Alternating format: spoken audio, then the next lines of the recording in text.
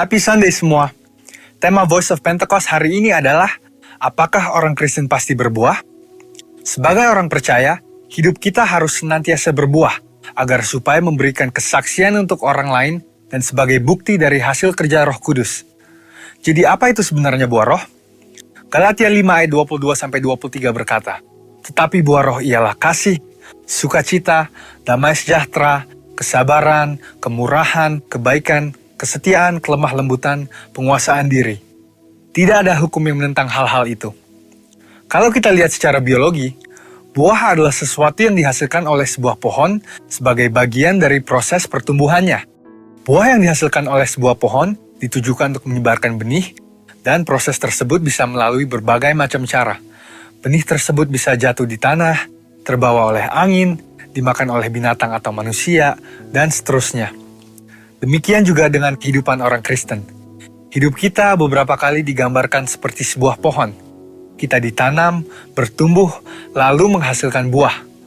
Dalam konteks kekristenan, buah roh adalah sesuatu yang keluar dari kehidupan orang percaya setelah bertumbuh dalam Kristus. Dan pada akhirnya, buah tersebut ditujukan untuk menyebarkan benih firman Tuhan kepada semua orang.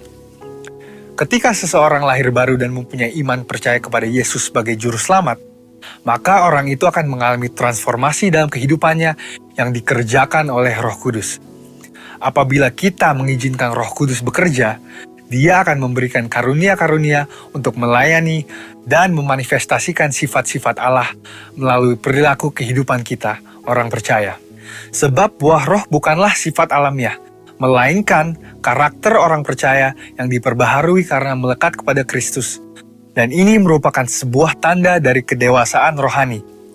Sekarang kita akan membahas beberapa pertanyaan yang sering dibicarakan seputar buah roh.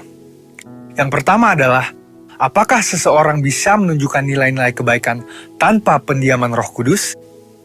Untuk bisa berbuat baik, seseorang tidak harus mengenal Roh Kudus. Banyak orang dunia berbuat kebaikan yang bahkan kadang terlihat seakan-akan lebih baik dari orang percaya.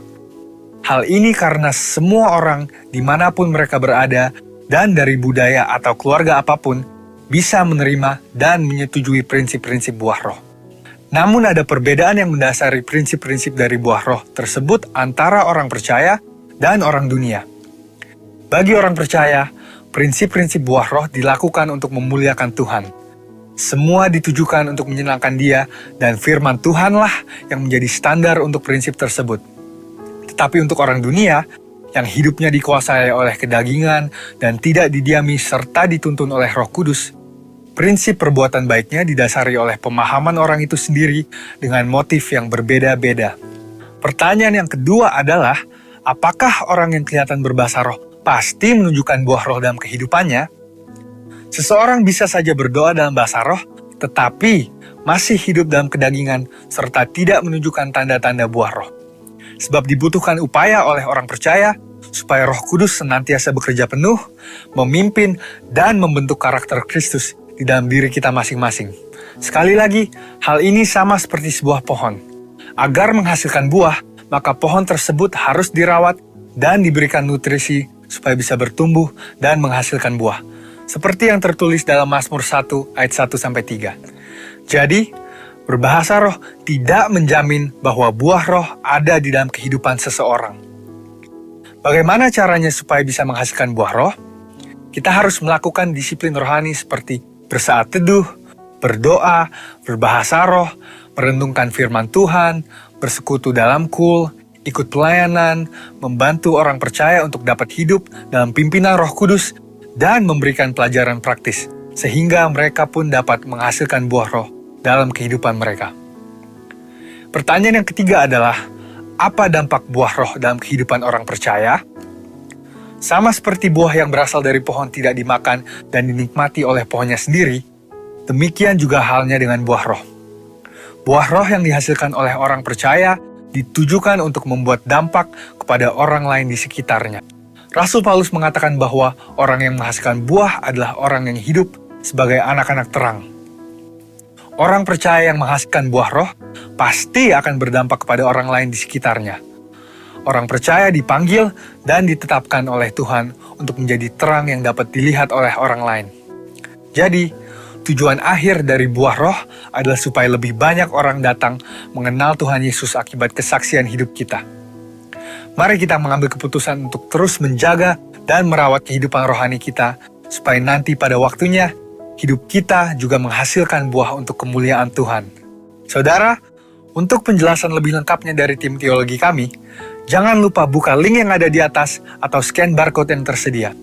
Selamat hari Minggu, Tuhan Yesus memberkati.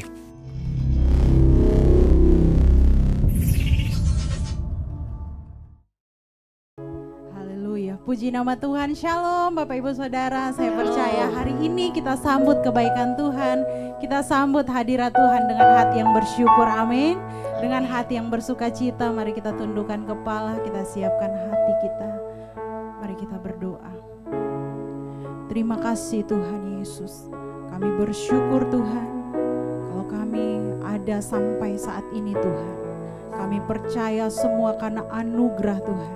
Kami percaya semua karena kasih setia Tuhan yang selalu nyata dalam hidup kami Tuhan.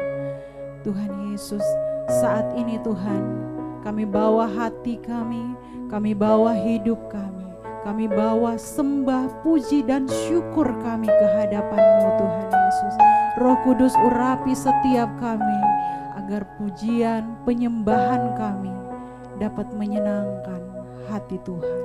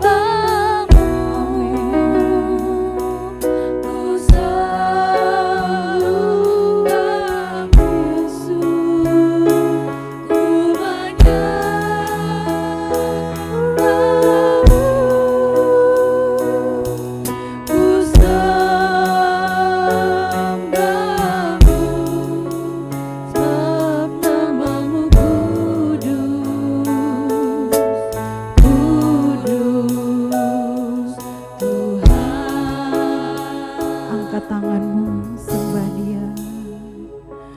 Ku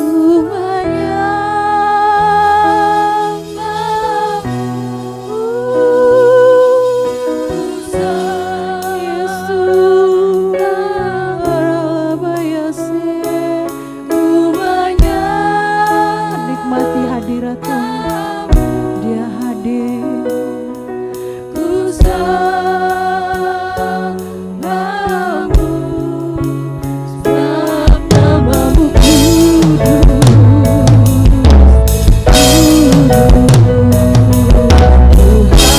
lebih lagi sembah, menyembahmu Yesus. Ku sembahmu,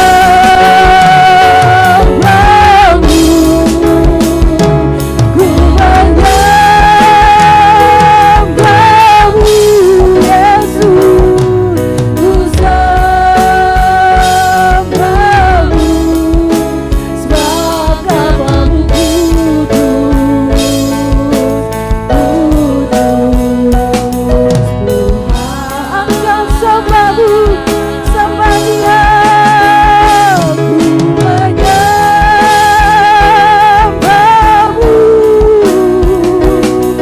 ku sembahmu Yesus. Ku menyembahmu,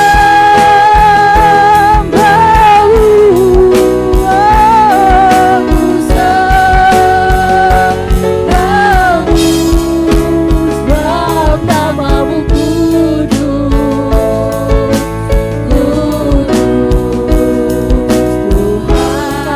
Sebab namamu kudus,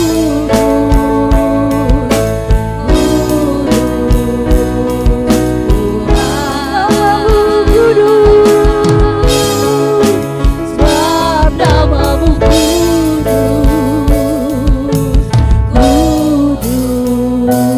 kudus, Tuhan. Mari sembah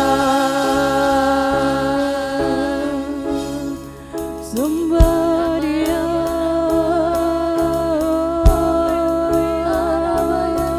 Namamu kudus, namamu manis Tuhan.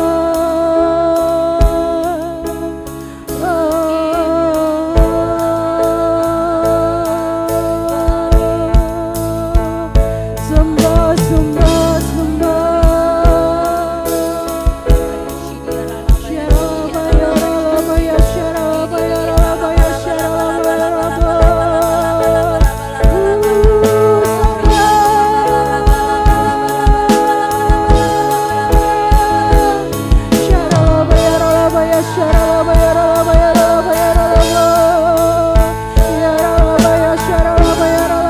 syarabaya. Namamu kudus Yesus. Mari sembah. Mari kita berbahasa roh di hadapan Tuhan. Oralabaya syakataralabaya ralabaya syaralabaya ralabaya. Oralabaya ralabaya ralabaya ralabaya syaralabaya ralabaya ralabaya.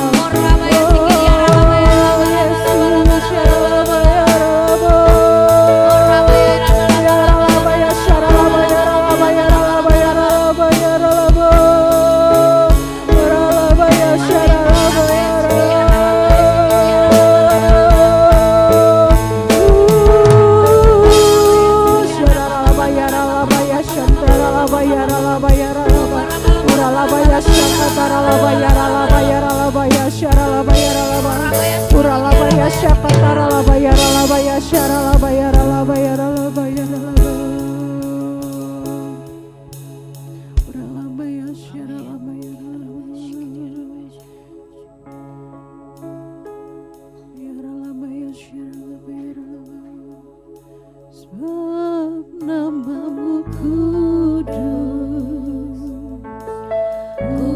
kudus Tuhan.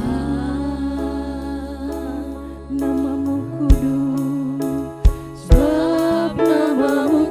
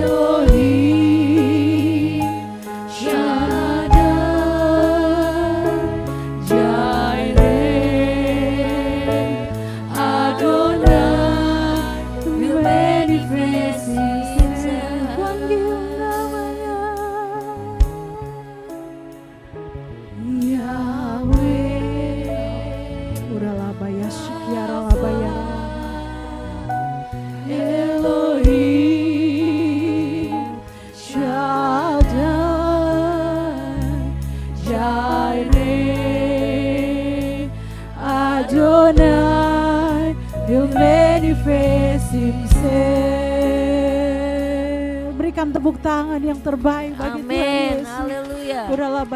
Amin, amin, amin. Terima kasih Tuhan Yesus. Terima kasih Tuhan. Kami percaya Tuhan, saat kami panggil nama Tuhan, kami dikuatkan. Amin. Kami memperoleh pengharapan Tuhan. Dan Amin. kami percaya Tuhan, saat kami panggil nama Yesus, kami akan keluar menjadi pemenang. Amin. Tuhan. Terima kasih Tuhan Yesus. Kami akan memuji, meninggikan, kami akan bersorak-sorak bagi Tuhan. Amin. Haleluya. Mari jemaat yang siap memuji lebih lagi untuk Tuhan, sama-sama berkata amin. Haleluya, haleluya. Mari kita yang bersiap, yang siap memuji Tuhan, katakan haleluya. Haleluya. Kita naikkan pujian ini dahsyat di hadapan Tuhan. Amin. Amin.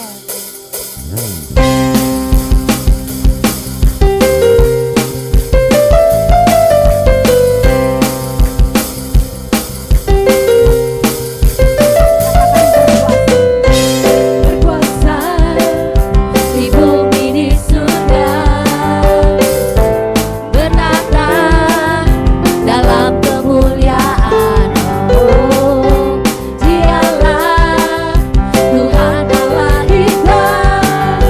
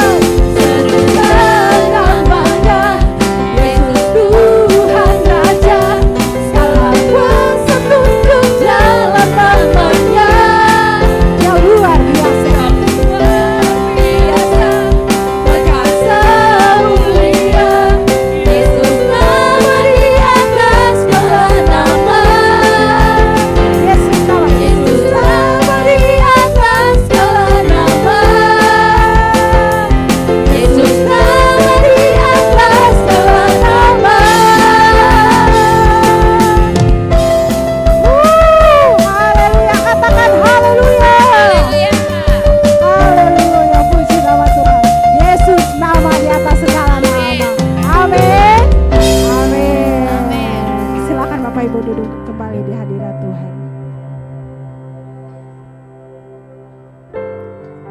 Kita akan mempersiapkan untuk persembahan sewa dan perawatan gedung.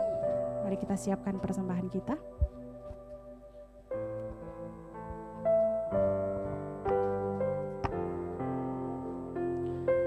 Sebelum kita memberikan persembahan, mari kita tundukkan kepala, mari kita berdoa. Terima kasih Tuhan Yesus, kami bersyukur Tuhan atas pagi hari ini. Kami bersyukur bagi jemaat-Mu yang akan memberikan persembahan hari ini Tuhan. Kau berkati berlimpah-limpah Tuhan Yesus. Terima kasih Tuhan Yesus. Terima kasih, haleluya. Amin.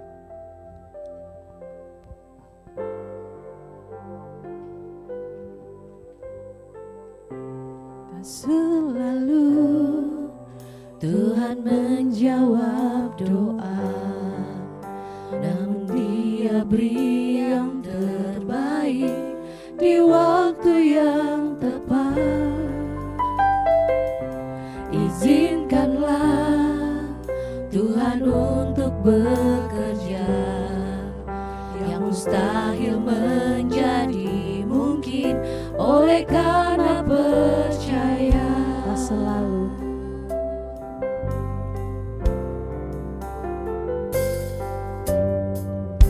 tak selalu Tuhan menjawab doa, namun Dia beri yang terbaik di waktu yang tepat. Izinkanlah Tuhan untuk bekerja, yang mustahil menjadi mungkin oleh karena percaya.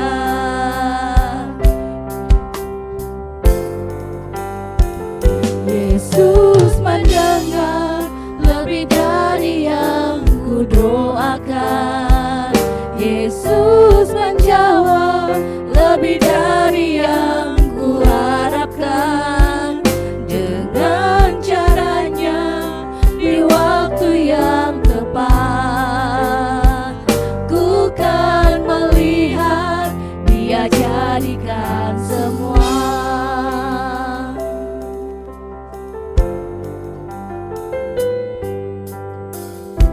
Tak selalu Tuhan menjawab doa, namun Dia beri yang terbaik di waktu yang tepat.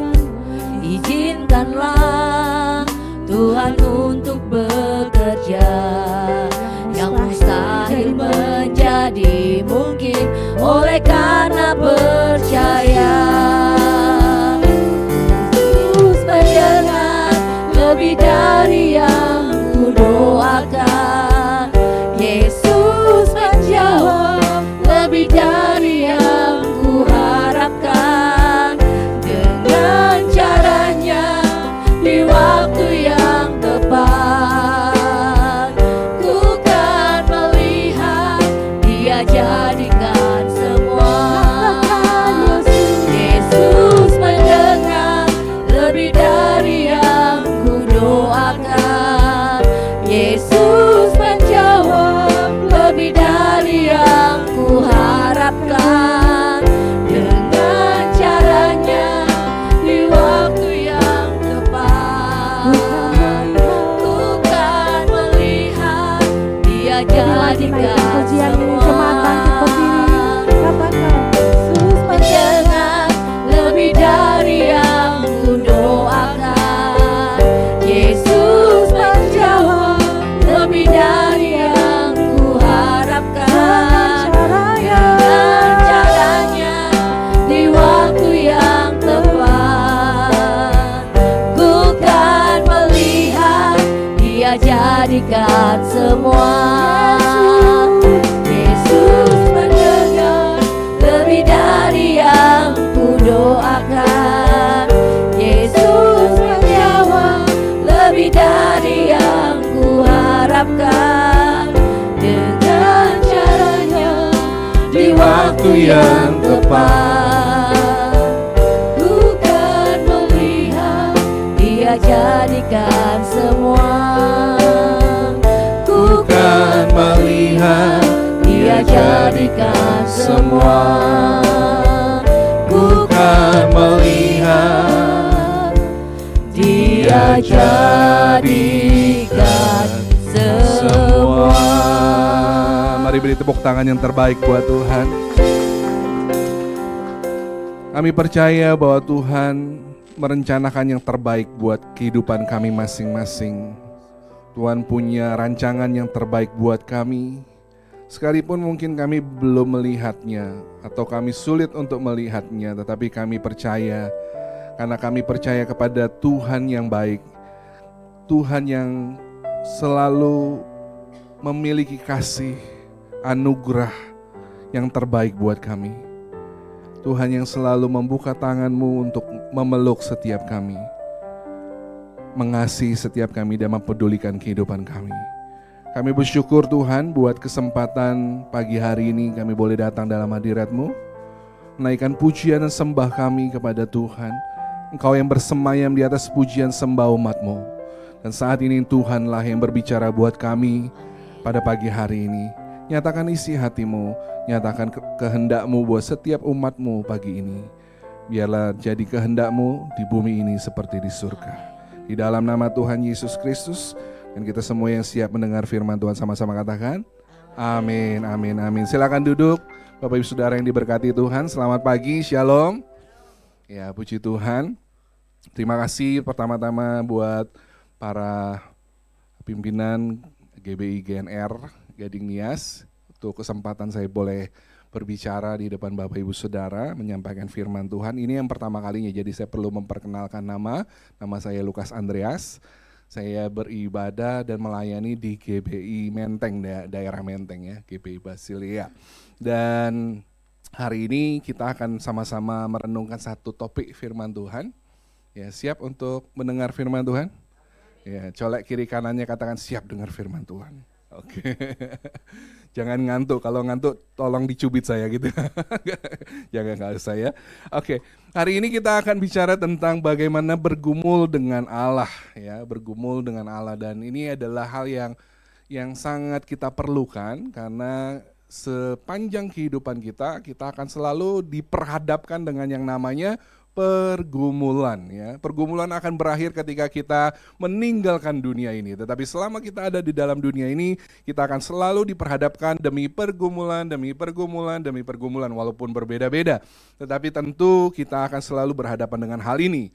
Dan saya mulai dengan sebuah statement, sebuah pernyataan bahwa penderitaan atau pergumulan adalah sebuah investasi, boleh dibantu slide-nya aja, jika direspon dengan benar ya. Sekali lagi, pergumulan adalah sebuah investasi jika direspon dengan benar. Ini maksudnya apa? Setiap kita Tuhan izinkan menghadapi pergumulan pasti ada maksudnya. Pasti ada tujuannya. Nggak mungkin Tuhan iseng-iseng kasih kita pergumulan. Nggak mungkin Tuhan iseng-iseng kasih kita masalah. Tapi tujuannya adalah sebuah investasi. Pernah dengar nggak ada orang mengatakan begini? Ketika dia melalui sebuah masalah, dia mengatakan, hari ini saya ada oleh karena saya sudah melalui pergumulan demi pergumulan. Pernah dengar begitu? Hari ini saya berdiri, bahkan mungkin kalau kita ketemu dengan orang yang saya pernah dengar lah ya, ada orang yang sangat kaya raya, dia bilang begini, Anda boleh melihat saya kaya raya hari ini, tapi Anda perlu melihat bagaimana saya berjuang, bergumul dari nol. Ternyata perjuangan dia dari nol, berdarah-darah, waktu dia mulai bisnisnya, waktu dia mulai usahanya, itu berguna ya, untuk sampai di puncak kesuksesannya. Artinya Tuhan tidak pernah mengizinkan pergumulan tanpa tujuan. Jadi kita perlu merespon dengan benar ya. Setiap orang yang mungkin melalui yang namanya penyakit, contoh lah ya, kalau seandainya mungkin ini banyak encim-encim nih, ada di sini mungkin ada asam urat gitu ya. Terus tiba-tiba sembuh asam uratnya. Biasanya apa yang diceritakan kepada teman-temannya atau keluarganya? Wih, saya sembuh loh asam uratnya. Caranya, misalnya dia ke dokter mana, dia minum obat apa, dia akan ceritakan apa yang dia alami masa sakit sampai akhirnya dia sembuh. Ternyata pergumulan dia itu berguna buat orang lain yang mengalami hal yang sama, betul nggak? Orang yang mengalami sakit cancer misalnya, Dia akan sangat efektif sekali kalau seandainya dia sudah menjadi sembuh dari kansernya untuk menolong orang yang sedang mengalami penyakit kanker, betul. Orang yang terbebas dari narkoba misalnya. Orang yang sudah lepas dari obat-obatan, dia adalah orang yang paling efektif untuk menolong atau mendampingi orang-orang yang sedang bergumul untuk lepas dari narkoba. Orang yang pernah merokok dalam contoh, dia akan paling efektif untuk menolong orang-orang yang sedang bergumul bagaimana lepas dari merokok. Kalau seandainya dia sudah lepas. Artinya setiap pergumulan Tuhan izinkan demi tujuannya adalah pada akhirnya bisa menolong orang lain. Itu salah satu tujuan pergumulan yang Tuhan izinkan di dalam kehidupan kita. Jadi tidak ada yang tidak bermakna di dalam kehidupan ini. Termasuk pergumulan, termasuk penderitaan. Yang setuju katakan amin. Ya. Next slide boleh. Jadi kita akan belajar hari ini dari seorang tokoh Alkitab yang begitu banyak pergumulannya dalam hidupnya dan dia meresponinya dengan benar. Saya akan mengajak kita untuk bagaimana kita bergumul dengan Allah ketika kita ada di dalam sebuah masalah. Kita baca sama-sama Mazmur pasal 13 ayat yang pertama sampai ayat yang ke-6. Kalau bawa Alkitab boleh dibuka Alkitabnya, kalau nggak bawa boleh lihat di depan juga ya. Saya hamba Tuhan yang baik hati memberikan ayat Alkitab di layar. Jadi Bapak Ibu yang bawa Alkitab jangan juga nggak dibuka Alkitabnya. Mari buka Alkitab kita di Mazmur 13 ayat 1 sampai ayat yang ke-6. Kita baca boleh bergantian. Ya, saya akan baca ayat yang ganjil, Bapak Ibu baca ayat yang genap. Demikian selanjutnya bergantian. Mazmur 13 ayat 1 sampai ayat yang ke-6. Ayat yang pertama untuk pemimpin biduan Mazmur Daud. Bapak Ibu silakan.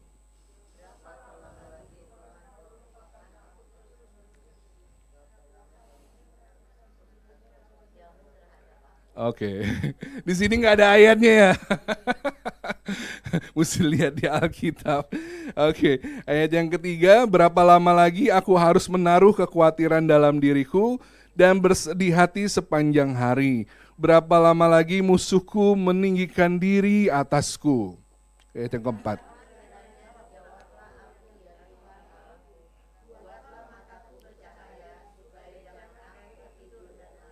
Supaya musuhku jangan berkata, aku telah mengalahkan dia, dan lawan-lawanku bersorak-sorak apabila aku goyah. Bapak Ibu.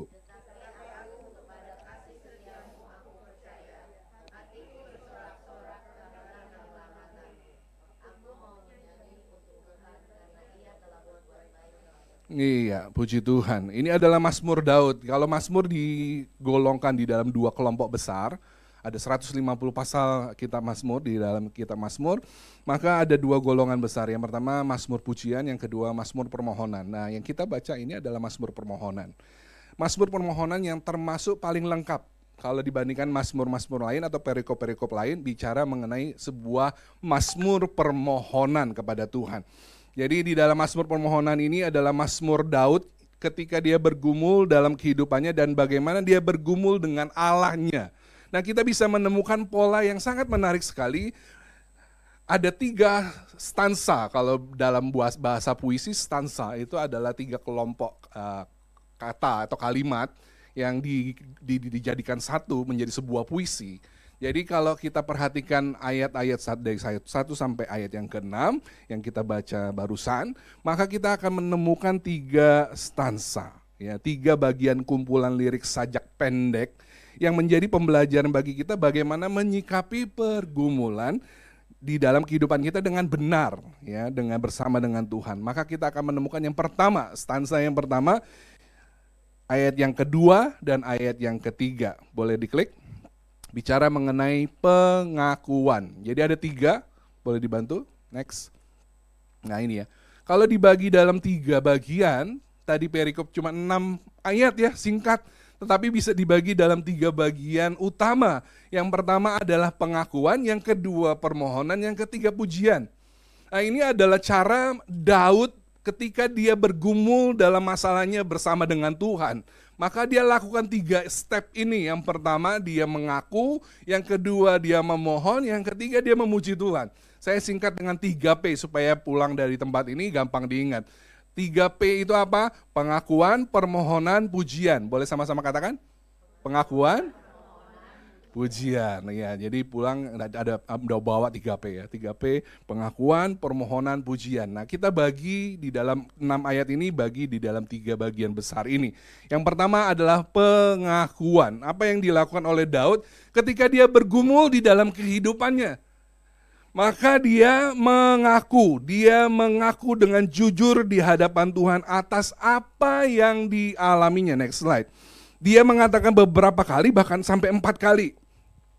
Kata-kata berapa lama lagi? Tadi kita baca, berapa lama lagi ya Tuhan kau lupakan aku terus menerus? Berapa lama lagi kau sembunyikan wajahmu terhadap aku? Berapa lama lagi aku harus menaruh kekhawatiran dalam diriku dan bersedih? Berapa lama lagi musuhku meninggikan diri? Ini 4 kali diulang-ulang pertanyaan berapa lama lagi. Ini menandakan apa kira-kira Bapak Ibu Saudara? Kalau pertanyaan berapa lama lagi menandakan apa kira-kira? Berarti pergumulannya sudah lama, betul? Katanya soalnya pertanyaan berapa lama lagi, berarti dia sudah cukup lama mengalaminya.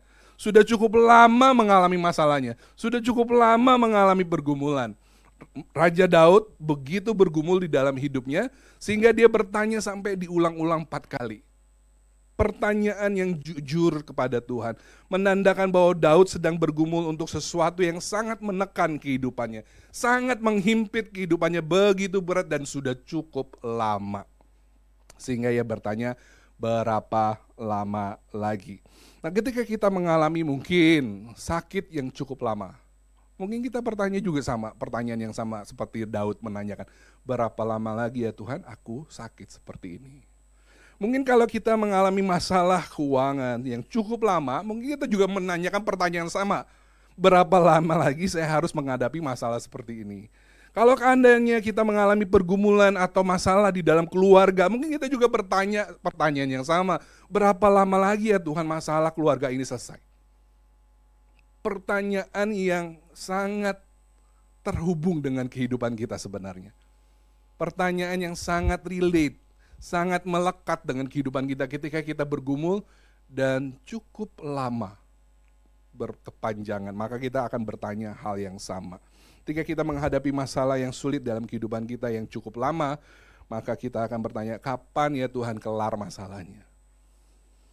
Betul atau betul kira-kira Bapak Ibu Saudara? Kalau kita mau jujur, maka kita akan menanyakan hal yang sama sebenarnya kepada Tuhan. Mungkin kita takut aja menanyakannya. Tetapi Raja Daud ini dengan jujur dia tanya seperti seakan-akan meragukan Tuhan. Seperti seakan-akan mempertanyakan Tuhan. Tetapi ini adalah pengakuan yang jujur dari dasar hati seorang Daud. Mari kita lihat manusia itu seperti gunung es. Nah ya, kelihatan di luar itu 10% saja. Yang 90%-nya nggak kelihatan karena di permukaan, di bawah permukaan air. Itulah gambaran manusia. Bapak Ibu Saudara melihat saya ini cuma 10%. 90%-nya Bapak Ibu Saudara nggak bisa lihat. Yang kelihatan cuma tampilan fisik saja. Tetapi yang 90% itu bicara mengenai perasaan saya, bicara mengenai apa yang saya dambakan, bicara mengenai apa yang ada di dalam hati saya, nggak ada yang bisa lihat. Kecuali Tuhan yang bisa lihat. Tapi nggak ada seorang pun bisa lihat. Bahkan manusia itu sendiri kadang sulit untuk mengenali kedalaman hatinya dia. Itu kata firman Tuhan. Siapa yang mengenal hati manusia? Hanya Tuhan sebenarnya mengenal hati manusia dengan sesungguhnya. Tapi sebenarnya memang gambaran ini adalah gambaran yang paling pas untuk menggambarkan bahwa inilah kehidupan kita. Banyak kali kita bermain di permukaan. Kita nggak sampai kedalaman. Kita menjadi orang-orang Kristen yang hanya tampilannya baik, tetapi ternyata di dalamnya nggak baik. Setuju nggak? Kayaknya nggak ada yang setuju dengan saya. Semua baik ya. Banyak kali kita tidak mengetahui apa sih yang sebenarnya kita alami di dasar, di bawah permukaan air. Maka kita perlu mengenali sebenarnya emosi atau perasaan yang kita alami untuk diakui di hadapan Tuhan. Ini ada cara yang baik untuk kita bergumul dengan Tuhan. Jadi kita perlu belajar apa sih yang sebenarnya apa yang saya rasakan hari ini. Dan setelah kita menemukannya, kita mengakuinya di hadapan Tuhan.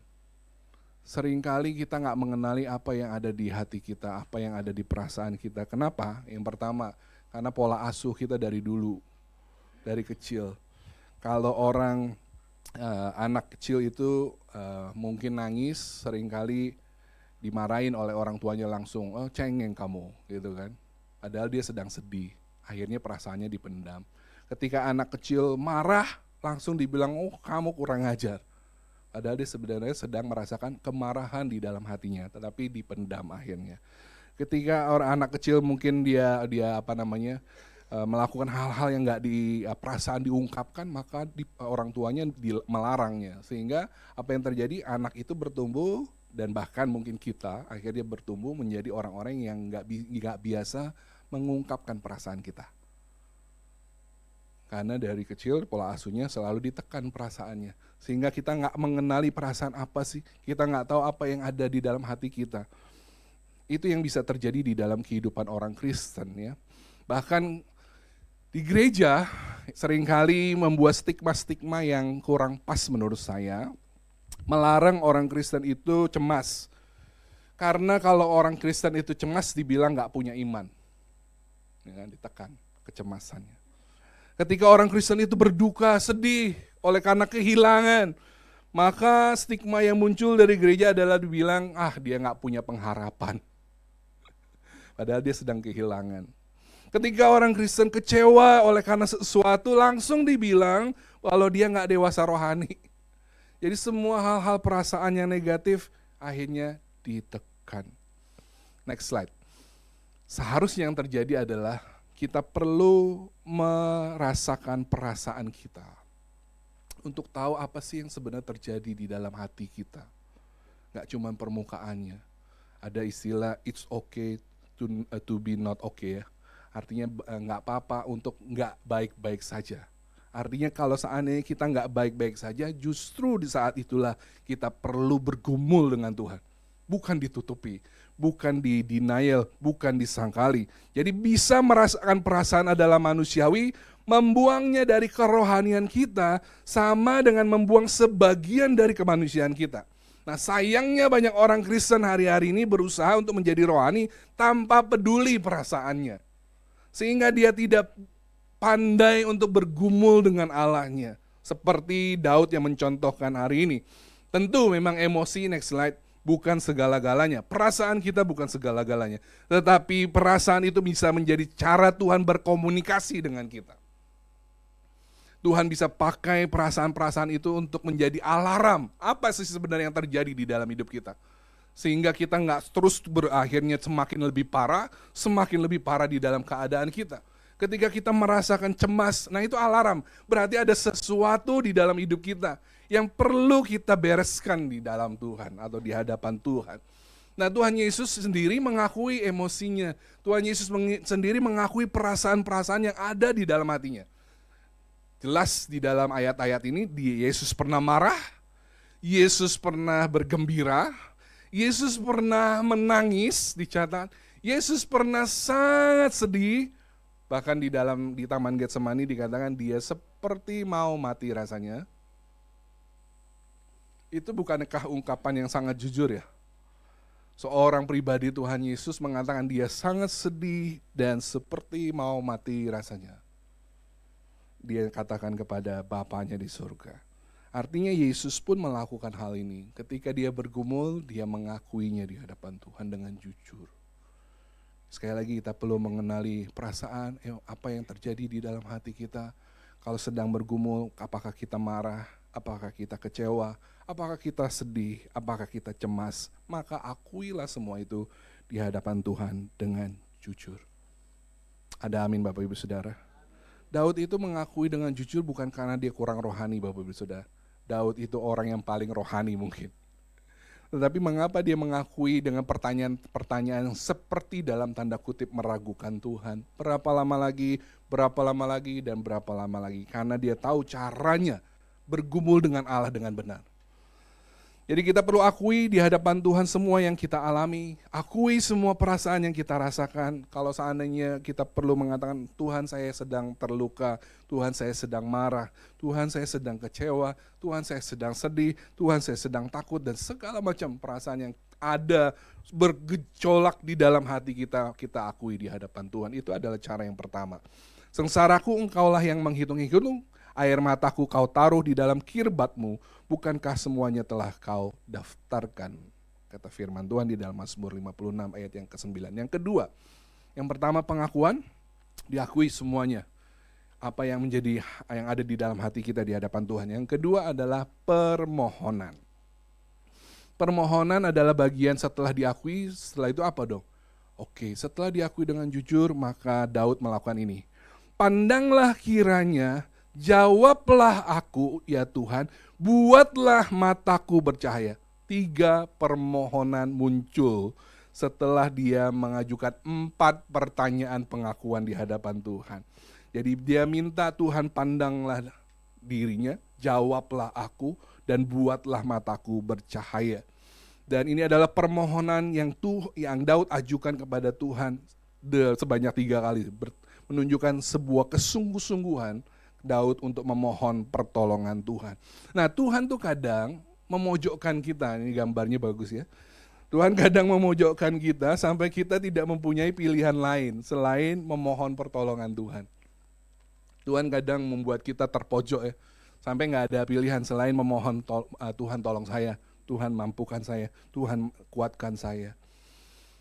Jadi doa itu kalau bisa dikatakan doa yang sejati, doa yang murni itu lahir bukan karena disiplin rohani. Next. Doa itu lahir bukan karena sebuah disiplin rohani. Kamu orang Kristen harus berdoa ya.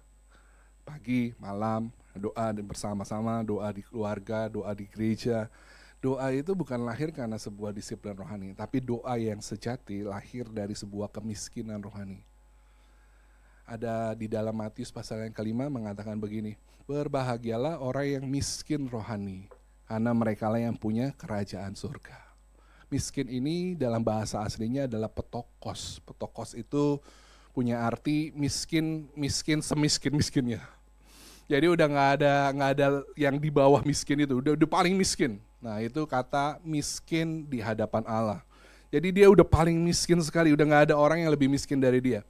Sampai mungkin diibaratkan dia orang yang sudah cacat, keadaannya sudah nggak berdaya, dia sudah nggak bisa buat apa-apa karena dia mungkin lumpuh, dia mungkin udah cacat dan nggak bisa buat apa-apa, hanya bisa berbaring atau duduk. Sehingga untuk dia melanjutkan hidup, dia butuh pertolongan orang lain. Itu gambaran orang miskin petokos. Berbahagialah orang yang miskin di hadapan Allah. Miskinnya udah mentok. Bukan miskin yang karena orang yang biasa mungkin kita menemukan pemulung misalnya di jalanan. Mungkin dia digolongkan orang miskin, nggak tahu juga, ada yang pura-pura jadi orang kaya tapi jadi pemulung, nggak bisa jadi begitu ya. Tapi ada orang-orang yang memulung yang hidupnya hari demi hari. Jadi kalau dia mau makan hari ini, dia kerja hari itu. Besok dia mau makan, dia harus kerja lagi untuk dia bisa makan hari itu. Nah itu digolongkan miskin. Tapi miskinnya belum mentok karena dia masih bisa kerja. Tapi orang yang dikalahkan miskin rohani adalah miskin yang sudah mentok. Dia udah gak bisa kerja. Dia hanya berharap dari belas kasihan orang. Demikianlah Tuhan menggambarkan berbahagialah orang yang miskin di hadapan Allah. Doa yang sungguh-sungguh itu lahir dari kemiskinan rohani. Kebutuhan yang sungguh-sungguh akan Tuhan. Kalau Tuhan gak tolong saya mati besok. Seakan-akan kita mengatakan begitu di hadapan Tuhan, karena miskinnya sudah mentok. Kalau Tuhan gak tolong saya, Tuhan gak kasih makan saya, Tuhan gak beri jalan keluar, maka saya akan mati mungkin. Mengalami hal-hal yang buruk di dalam kehidupan kita. Tapi orang yang berdoa yang sesungguhnya, orang yang memohon kepada Tuhan, dia akan menyadari bahwa memang hidupnya tidak bisa berbuat apa-apa tanpa Tuhan. Ada amin Bapak Ibu Saudara. Jadi ajukan permohonan kita kepada Tuhan dengan sungguh-sungguh. Apa yang kita inginkan Tuhan lakukan di dalam kehidupan kita. Kalau kita sedang dalam keadaan sakit, maka mintalah sungguh-sungguh kepada Tuhan, Tuhan sembuhkan saya. Kalau seandainya kita lemah, Tuhan mintalah kepada Tuhan, Tuhan kuatkan saya. Kalau seandainya kita butuh jalan keluar, Tuhan mintalah kepada Tuhan sungguh-sungguh untuk Tuhan memberikan jalan keluar. Mazmur 116 ayat yang ke-1 dan yang kedua, aku mengasihi Tuhan sebab ia mendengarkan seruanku dan permohonanku. Ia menyendengkan telinganya kepadaku, maka seumur hidupku aku akan berseru kepadanya. Jadi yang kedua, setelah mengakui dengan jujur semua apa yang ada dalam hati kita, perasaan kita, emosi kita, maka kita memohon pertolongan Tuhan. Tapi yang ketiga, yang menariknya adalah bagian yang ketiga ini, yaitu pujian. Apa yang terjadi dengan Daud ya, ketika Daud setelah dia bertanya-tanya kepada Tuhan, mengakui perasaannya, mengakui dengan jujur apa yang dia alami di dalam hatinya, dan dia memohon dengan sungguh-sungguh kepada Tuhan, tiba-tiba di bagian yang ketiga, dia berubah. Di ayat yang ke-6, tetapi aku kepada kasih setiamu, aku percaya. Tiba-tiba begitu ya, hatiku bersorak-sorak karena penyelamatanmu. Aku mau menyanyi untuk Tuhan karena ia telah berbuat baik kepadaku. Ayat yang ke-6. Dari keluh kesah dan permohonan tiba-tiba memuji Tuhan. Apa yang terjadi dengan Daud? Apakah masalahnya kelar sehingga dia memuji Tuhan? Apakah dia sudah mengalami mujizat? Belum ya, luar biasa jawaban Bapak Ibunya. Dan setuju, artinya Mazmur ini ditulis dalam satu situasi yang sama. Jadi ini bukan ditulis dalam situasi yang berbeda, tiba-tiba ditambahkan ayat yang ke-6. Tidak, tetapi Daud masih dalam pergumulan. Daud masih di dalam masalahnya. Tetapi dia akhirnya yang ketiga, dia mengingat akan Tuhan. Dia mengingat akan kasih setia Tuhan. Dia mengingat akan penyelamatan Tuhan. Dia mengingat akan perbuatan Tuhan. Sehingga dia bisa memuji Tuhan. Jadi di bagian yang terakhir, kalau kita menemukan Mazmur-Mazmur Daud di dalam kitab Mazmur, maka polanya kurang lebih sama. Setelah dia berkeluh kesah, diakhiri dengan pujian. Berkeluh kesah, diakhiri dengan pujian. Berkeluh kesah, diakhiri dengan pujian. Dan itu yang dilakukan oleh Daud ketika dia bergumul di hadapan Tuhan. Jadi dia nggak langsung memuji Tuhan loh. Betul ya? Kalau kita lihat polanya, dia mengaku dulu di hadapan Tuhan. Semua apa yang dia rasakan dia sampaikan kepada Tuhan. Kalau dia sakit hati dia bilang sama Tuhan sakit hati. Kalau dia sedang kecewa dia sampaikan kepada Tuhan dengan jujur. Setelah itu dia memohon pertolongan Tuhan untuk dikuatkan, dimampukan oleh Tuhan. Dan baru dia tutup dengan pujian. Tentu dia bukan berarti ketika dia memuji Tuhan dia sudah berhasil, dia sudah pasrah mungkin dengan apa yang dia terjadi, atau dia tiba-tiba dapat mujizat yang ajaib, tentu enggak. Tetapi sekali lagi Daud menemukan sesuatu yang jauh lebih berharga, yaitu kasih setia Tuhan. Kasih Allah, kasih yang begitu teguh, kasih yang tidak tergoyahkan oleh apapun, yaitu kasih Tuhan. Ya terkadang kita memuji Tuhan mungkin bukan karena kita melihat tangannya bekerja, tapi karena kita percaya hatinya Tuhan yang mengasihi kita. Itu yang membuat kita memuji Tuhan. Kadang tadi lagu pujian yang sebelum firman bagus ya, setuju dengan apa yang sejalan dengan apa yang firman Tuhan sampaikan hari ini. Artinya kadang kita nggak bisa melihat tangan Tuhan, kadang Tuhan nggak menjawab doa, tetapi kita percaya kepada hatinya Tuhan. Hatinya Tuhan itu begitu baik buat kita. Dari mana bisa tahu hatinya Tuhan begitu baik? Dia mau mati kok buat kita. Itu adalah bukti yang terbesar untuk menunjukkan kebaikannya. Yaitu pengorbanannya di atas kayu salib supaya kita yang harusnya binasa masuk neraka, tetapi Tuhan selamatkan kita masuk surga. Itu hatinya Tuhan. Jadi Tuhan itu gak akan pernah mengizinkan pergumulan untuk menghancurkan kita. Tapi Tuhan mengizinkan pergumulan untuk kita akhirnya naik level. Bertumbuh. Mengalami Tuhan lebih dahsyat. Mengalami Tuhan lebih hebat. Itu yang Tuhan izinkan di dalam kehidupan kita untuk kita terus bergumul. Oleh karena itu kita belajar hari ini untuk kita bergumul dengan benar seperti Raja Daud ketika dia bergumul dengan Tuhannya. Jadi orang percaya itu memuji Tuhan, next slide, bukan hanya di dalam damai dan kelimpahan, namun juga di dalam penderitaan dan kekurangan. Yang setuju katakan amin. Yang mau melakukan katakan amin. Waduh ya, berat ya kayaknya ya. Waduh kalau dalam kesenangan mah kelimpahan mah enak memuji Tuhan. WL belum ngajak pujian semua udah muji Tuhan di jemaat karena lagi kelimpahan.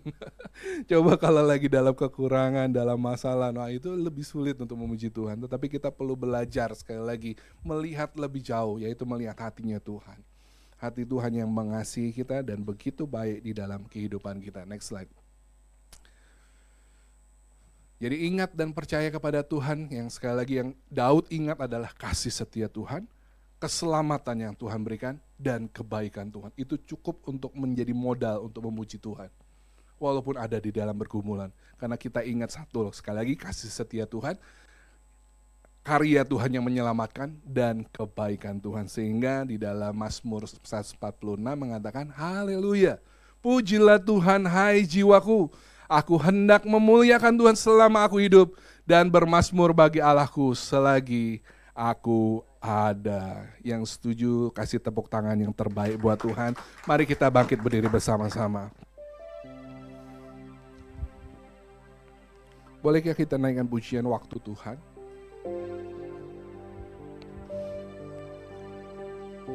Haleluya. Boleh dibantu dari singers?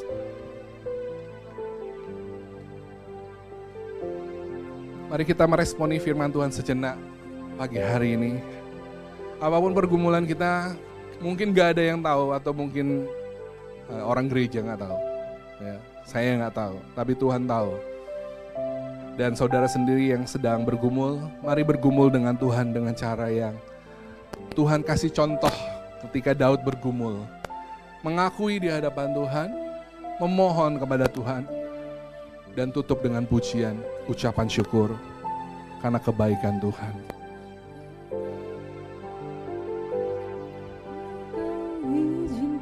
Sesuatu terjadi, ku percaya semua untuk kebaikanku. Bila nanti telah tiba waktumu, ku percaya kuasa-Mu memulihkan hidupku.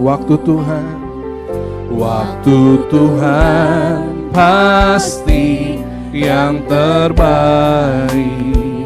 Walau kadang tak mudah dimengerti, lewati cobaan,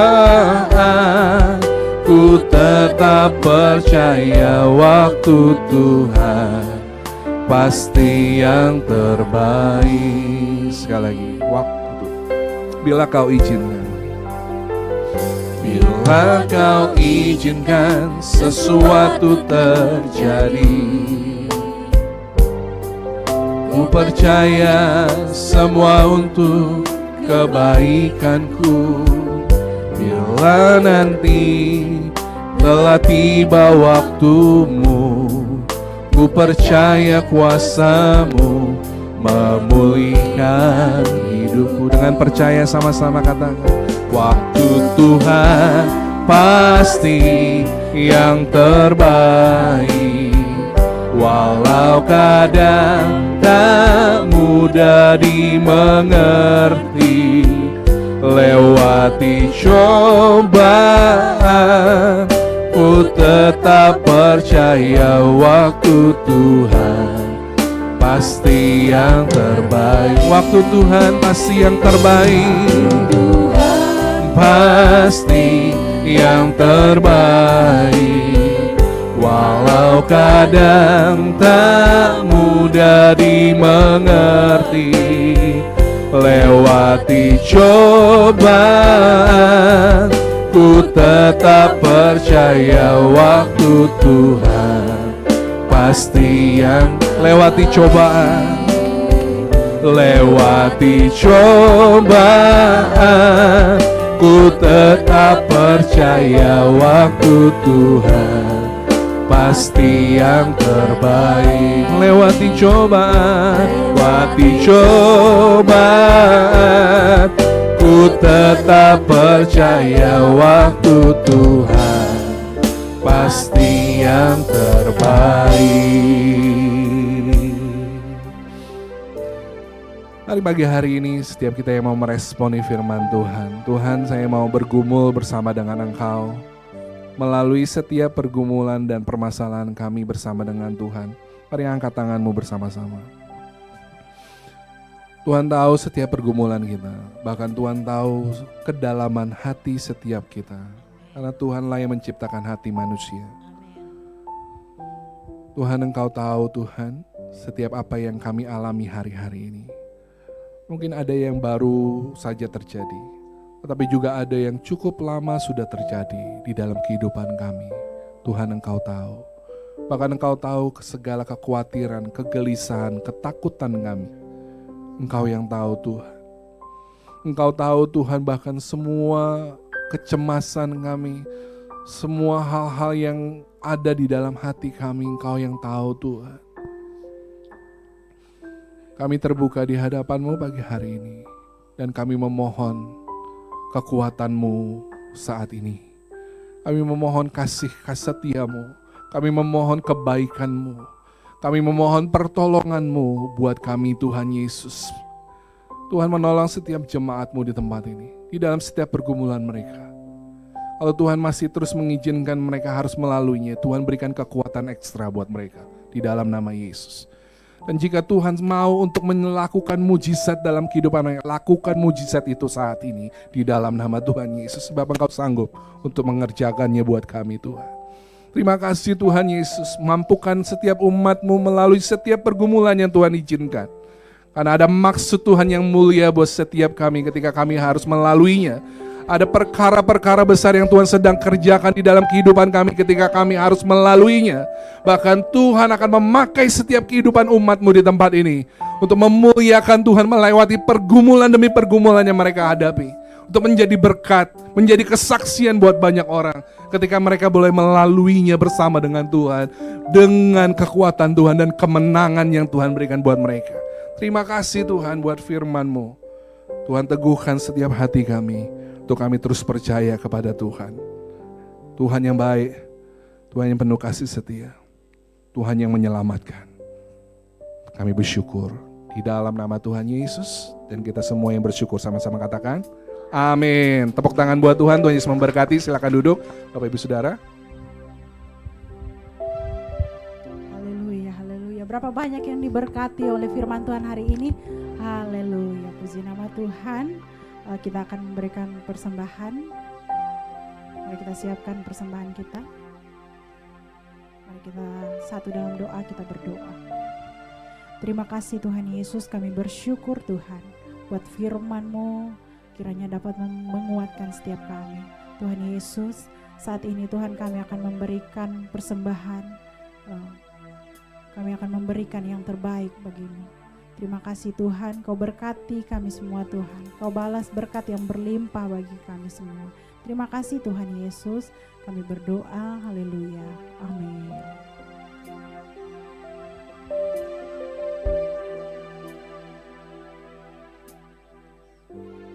Takkan pernah ku balas selain yang yang harum dan sejati di hadapan tatamu. Yesusku, terimalah korban syukurku ini yang terbaik di hatiku sebagai persembahanku. Haleluya, haleluya. Mari kita akan mendengarkan warta pengumuman. Kepada multimedia dipersilakan.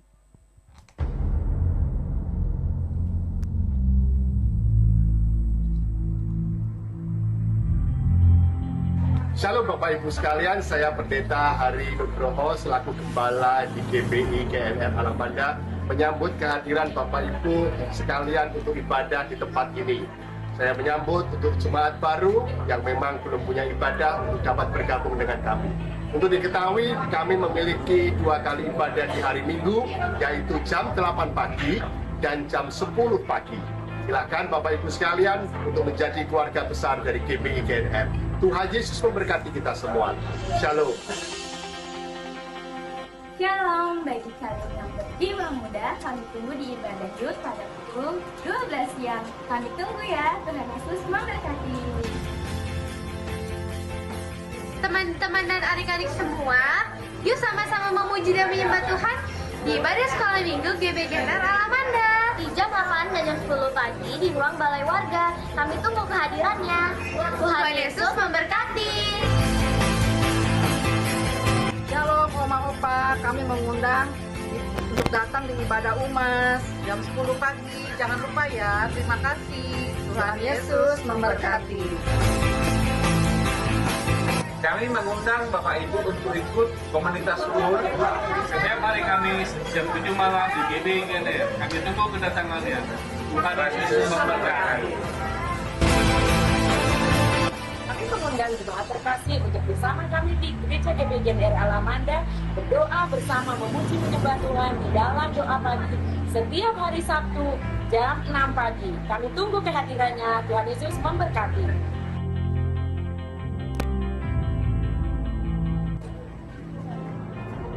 Untuk persembahan umum, perawatan gereja dan perpuluhan, Bapak Ibu dapat mentransfer melalui rekening biasa yang tertera di bawah ini atau melalui QRIS dan mesin edisi yang telah kami sediakan. Tuhan memberkati. Kita akan masuk dalam doa syafaat. Shalom Bapak Ibu.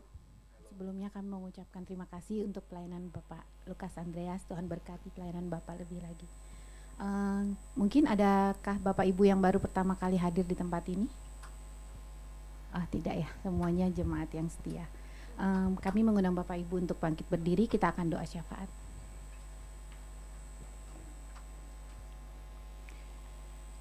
Bapa di surga, Tuhan Yesus, terima kasih Tuhan kalau pagi hari ini kami boleh beribadah bersama. Itu semua karena kasih dan anugerah-Mu.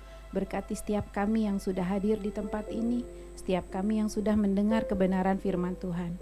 Kami percaya firman Tuhan tidak akan kembali dengan sia-sia, dan firman-Nya akan bertumbuh dan nama Tuhan dipermuliakan lewat hidup kami. Kami juga mau mengucap syukur untuk Bapak pembina kami dari Pak Niko, Pak Kiki, dan Pak Hari. Tuhan pakai mereka lebih lagi dan tutup bungkus setiap mereka dengan kuasa darah-Mu Tuhan. Kami juga tidak lupa memberkati bangsa kami Indonesia, di kota kami Jakarta, di mana kami ada. Perlindungan Tuhan sempurna atas kota kami. Bangsa kami akan penuh dengan kemuliaan Tuhan. Berkati juga setiap kami yang sudah ambil bagian hari ini Tuhan. Tuhan melihat setiap hati kami, apapun yang kami lakukan semua untuk kemuliaan Tuhan saja. Sebelum kami pulang ke rumah kami tidak lupa menerima berkat yang daripada-Mu lewat pembicara. Mari angkat. Sambil kita mengangkat tangan kita di hadapan Tuhan. Engkau memberkati aku berlimpah-limpah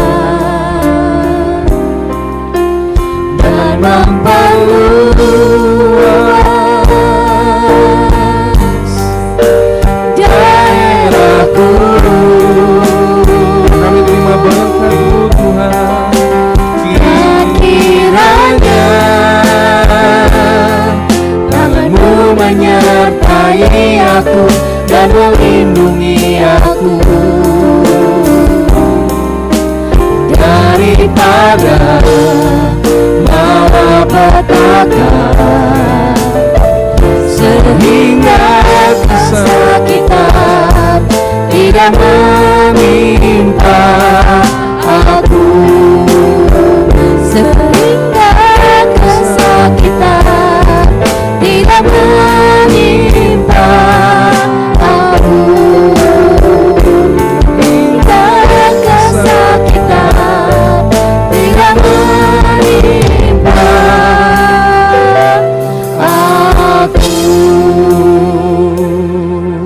Pagi hari ini terimalah dengan iman segala berkat dan rahmat daripada Allah Bapa, anugerah dan belas kasihan daripada Tuhan Yesus Kristus, penyertaan, pimpinan dan persekutuan yang manis dengan Roh Kudus menyertai setiap kita mulai pagi hari ini bahkan sampai Maranatha Tuhan Yesus datang kedua kalinya. Dan kita semua yang diberkati Tuhan sama-sama berkata amin.